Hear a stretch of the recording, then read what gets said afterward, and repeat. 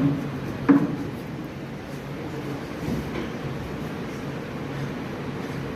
महोदय, नमस्कार।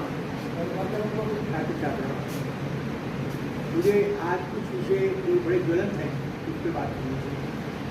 तो जब हम शिक्षा को व्यापार बना देते हैं, जब हम शिक्षा को व्यापार बना देते हैं तो वहाँ शिक्षा नहीं रहती। आज पूरे वातावरण के अंदर हमने शिक्षा को व्यापार बना दिया। जितनी ऊंची दुकान है उतनी बड़ी फीस है, उतना ही बड़ा नाम है और पीछे कुछ नहीं। माँ बाप अपने तन बदन को कटाकर, गर्मी में तपाकर आपको शिक्षा देने का सर, और हम वो नकली कोचिंग सेंटर्स में, डिग्री आज के डिग्री होल्डर्स में, प्राइवेट संस्थाओं के अंदर झोंक देते। उसके बदले में हमको क्या मिलता है? क्या वो आपको ऐसा प्रमाणित सर्टिफिकेट देते हैं जो पूरा वैल्यू सरकारी शिक्षण संस्थाओं के अलावा प्राइवेट शिक्षण संस्थाएं, एफिलेटेड शिक्षण संस्थाएं, क्या आपको ऐसा शिक्षण का प्रमाण पत्र देती है जो आपका ऑथराइज्ड हो, जो हिंदुस्तान की मार्केट में नहीं, बाहर भी?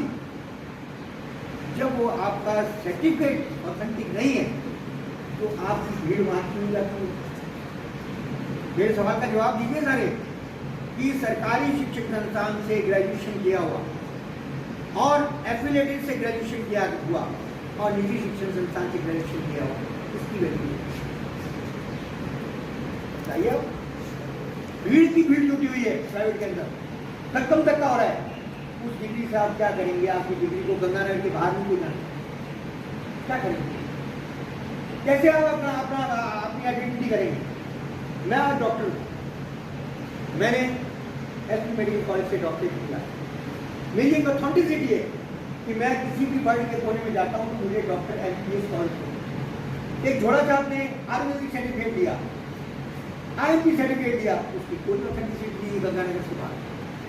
और वहाँ भी वो अरेस्ट होता है, गिरफ्तार किया जाता है उसको, क्योंकि वो सर्टिफिकेट वैलिड नहीं करती। उसको आईएमए या सेंट्रल जो हमारा यूनिसेफ का मापदंड है या हमारे WHO के मापदंड है, उसको वैलिड नहीं करती। चाहे वो डॉक्टर हो, चाहे इंजीनियर हो, चाहे वो BA BSc कर रहा हो, चाहे पोस्ट ग्रेजुएशन कर रहा हो, चाहे वो डॉक्टर कर रहा हो। आप सब बच्चे बड़े हो चुके हैं, आपके अंदर बुद्धि है, आपके अंदर समझने की ताकत है।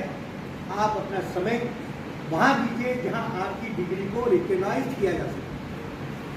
और रिकॉग्नाइजेशन आपको महाराजा गंगा सिंह के अंतर्गत जो कि 80 एफिलिएटेड हैं, अपनी एनर्जी को वेस्ट ना करिए।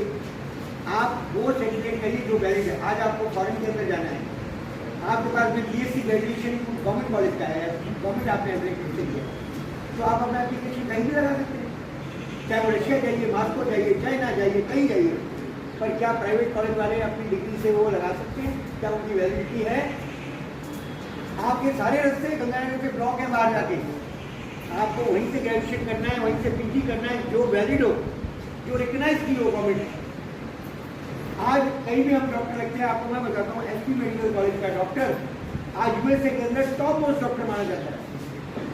यहाँ के इंजीनियर, यहाँ के डॉक्टर, यहाँ के टीचिंग स्टाफ, प्रोफेसर दुनिया भर में कोई नहीं। आप कहते हो हमको पढ़ाई की कमी, आप अपनी डिग्री से करिए और फिर देखिए मजे। दूसरा, मैं हमेशा कहता हूँ कि आप जब चोरी करते हो, जब आप चोरी करते हो तो आपको प्रैक्टिकल नॉलेज होना बहुत जरूरी है। आपको जब ये पता ही नहीं है कि जो सब्जी है या फ्रूट है, आपको गेहूँ और जौ के अंदर ही डिफरेंस नहीं पता कि कौन सा जौ का फ्रूट है और कौन सा गेहूँ का है, तो एग्रीकल्चर आप क्या करोगे? इसी प्रकार आपको अपने सब्जेक्ट के प्रति पता नहीं है तो प्रैक्टिकल नॉलेज उतना ही साथ में होना चाहिए। हम डॉक्टरी कहते हैं कि जब तक किताबों में पढ़ने के बाद जब तक हम मनुष्य को नहीं देखते, उसकी बॉडी को हाथ लगा के नहीं देखते, तो हम डायग्नोस नहीं कर सकते। लिखने में फर्क है, करने में फर्क है। इसलिए हम बार बार कहते हैं कि जो चीज़ आपने थ्योरी में पढ़ ली, उसको विजुअल देखे। तो संस्था किस लिए बनाई गई है? टेक्निकल और दोनों आपके लिए अति आवश्यक है। कहीं भी चले जाओ, बाहर चले जाओ, पोस्टिंग चले जाओ, कहीं चले जाओ, आपको प्रैक्टिकल नॉलेज होना जरूरी है। अभी जो आपको ये कोर्स करवाए जा रहे हैं, क्यों करवाए जा रहे हैं? हम चाहते हैं कि हमारे बच्चे जो बड़े बड़े इंस्टीट्यूट में, जहाँ 5 स्टार होटल्स हैं, इस तरह के वहाँ पे शालाएँ हैं, जहाँ पे AC एयर कंडीशन लगे हैं, वहाँ हमारा मजदूर का बच्चा नहीं पहुँच पाता, हम लोग मिडिल क्लास नहीं पहुँच पाते। और या हमको ऐसे ख्वाब दिखा दिए जाते हैं कि हम सोचते हैं कि इसी में हमारा हो जाए। आपको जो प्रॉपर गवर्नमेंट ने आपको एक ऑथराइज डिग्री दे रखी है, उसको आपको जो सिलेबस दे रखा है उसको अच्छे ढंग से करके उसमें फर्स्ट डिवीजन आगे दिखाइए, देखिए आपका कॉम्पिटिशन में एडमिशन होता है। अनाप शनाप हम BEd में भाग रहे हैं, इन में भाग रहे हैं, कोचिंग में कर रहे हैं, डिप्लोमा कर रहे हैं। कौन से डिप्लोमे में मुझे बताइए किसका सार्थक हुआ? हज़ारों रुपये माँ बाप के लगा दिए। बताइए डिप्लोमा में किसको ग्रेजुएशन डॉक्टरी दी और बहुत अच्छी डॉक्टरी दी। हाँ, बाकी आप देख लीजिए, क्या हम नर्सिंग स्टॉक गवर्नमेंट के थ्रू करते हैं, कोई कोर्स करते हैं जो रिकग्नाइज है, आज हमारे लोग बाहर में चलते हैं। आप अपना ग्रेजुएशन करिए, कॉम्पिटिशन दीजिए, दुनिया भर की कॉम्पिटिशन की किताबें खोलिए, पूरा वर्ल्ड घूरा आपके लिए। और भारतवर्ष तो एक ऐसा वर्ष है जिसकी डिग्री हर जगह रिकग्नाइज है। रिकग्नाइज की मतलब समझते हो? हमारे यहाँ दूसरों की डिग्री है, रिकग्नाइज नहीं है। एफिलिएशन करवाना दीजिए, अमेरिकन यूनिवर्सिटी का उसका एफिलिएशन होगा, वहीं हो जाएगा, कुछ नहीं होगा। आपकी डिग्री रिकग्नाइज है, वो चलेगी सारी दुनिया के अंदर। बराए मेहरबानी अपने देश की, अपनी जगह की डिग्री लेके आप प्रोसीड करें, कॉम्पिटिशन में जाएं और यहाँ के लोकल कॉम्पिटिशन करें। हर बार हम वीरवार को मिलेंगे और वीरवार को हम आपके प्रश्न जो होंगे उसके हम जवाब देंगे। आपके मन में कोई भी शंका आती है उसका हमसे समाधान कीजिए। वृक्षारोपण बहुत अच्छा विषय है। मैं तो ये समझता हूँ कि अगर जैसे हम वृक्षारोपण का कार्य कर रहे हैं तो आज हमारे बीच में हम खुद ही वृक्ष लगा सकते हैं। हमको गुलाब की कटिंग 100 पौधे गुलाब की कटिंग के लगा दें, जामुन आ रहे हैं जामुन बीज दें, आम आ रहे हैं आम बीज दें और वो हम अपने मित्रों को गिफ्ट करें पौधे। आप आम के पौधे लगाइए, गुठलियाँ लगाइए, देखिए कितना सुंदर आम 15 दिन में निकाल है। वो अपने मित्र को दीजिए ना। जामुन का इतनी गुठलियाँ आ रही, जामुन लीजिए ना।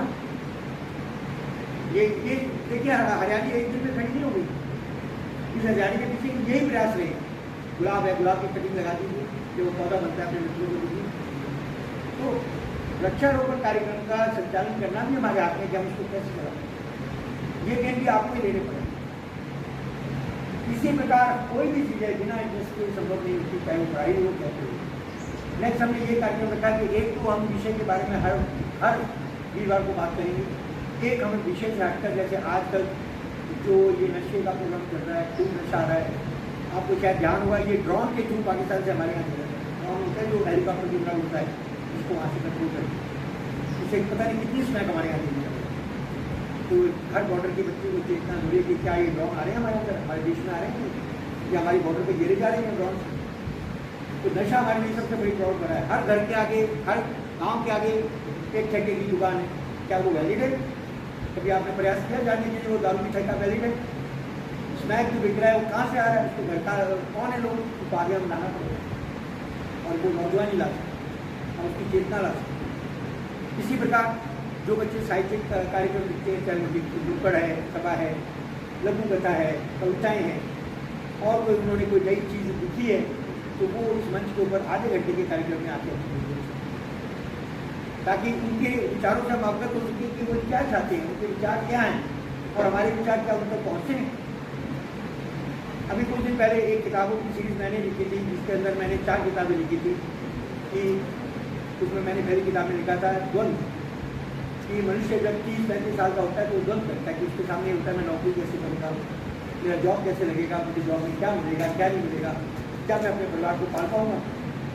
फिर जब वो 50 साल का हो जाता है तो वो उसमें मैंने उसका किताब का नाम था अंत का ही शब्द, कि दुनिया की ठोकरें और दुनिया के इधर उधर भटकाव उसको कुछ शब्दों को बोलने से रोक देती है। वो समाज के अंदर वो शब्द नहीं बोलता जिससे प्रतिक्रिया होती, थोड़ा सा समझदार है। फिर उसके बाद में 60 से जब वो अब हो जाता है आदमी, तो उसका किताब का नाम मैंने दिया गुम होते शब्द। मतलब शब्द वो शब्दों को मैं इतिहास में लाना ही नहीं चाहता कि जिससे विवाद खड़ा हो, और जब इससे ऊपर हो जाता है तो उस किताब का नाम है निशब्द, जो वो बच्चों की प्रतिक्रिया देखता है तो नहीं। तो उसी कविता